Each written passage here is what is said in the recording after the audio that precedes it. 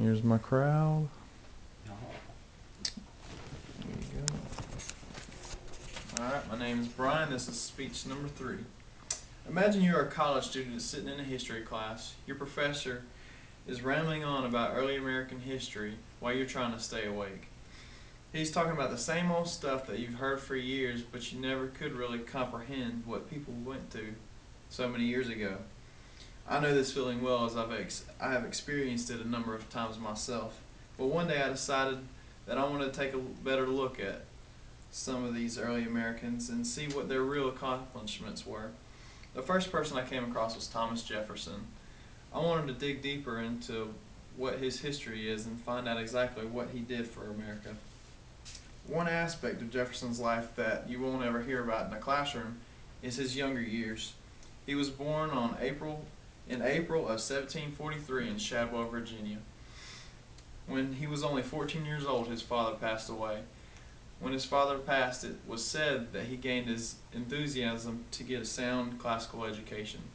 He took this enthusiasm with him as he joined the College of William and Mary in 1760.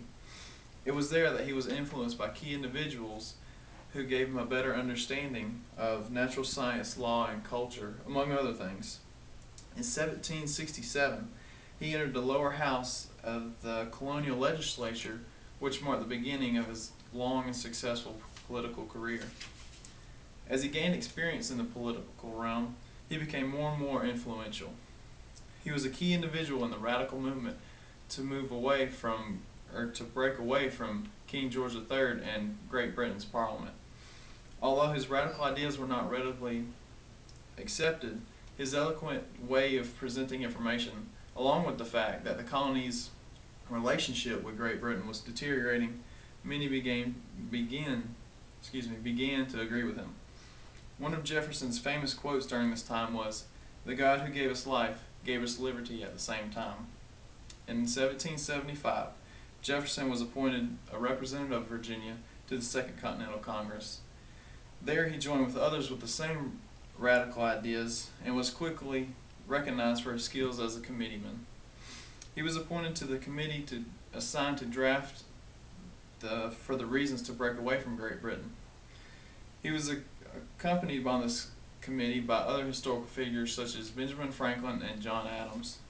After realizing his superior talent, Jefferson was named the the principal author of the Declaration of Independence.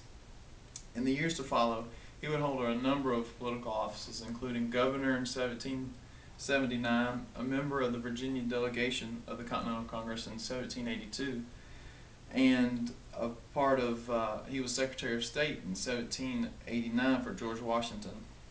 After retiring from George Washington's cabinet, he continued to be a leader in the Democratic Republican Party.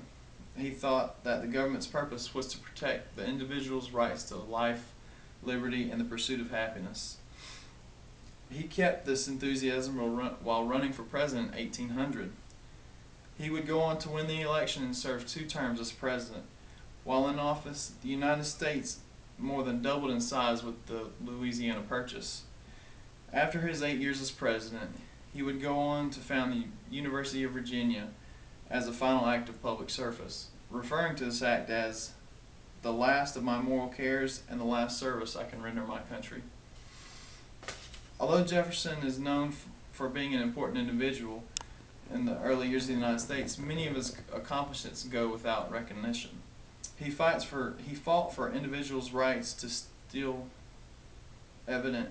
Excuse me. His fight for individuals' rights is still evident in today's world, as many are fighting to keep the government from implementing so many regulations which would reduce our freedoms. We as Americans should take more of an interest in history to realize how much suffering people have gone through over the years. It is our duty to fight for the same values that people like Thomas Jefferson fought for over 200 years ago. Thank you.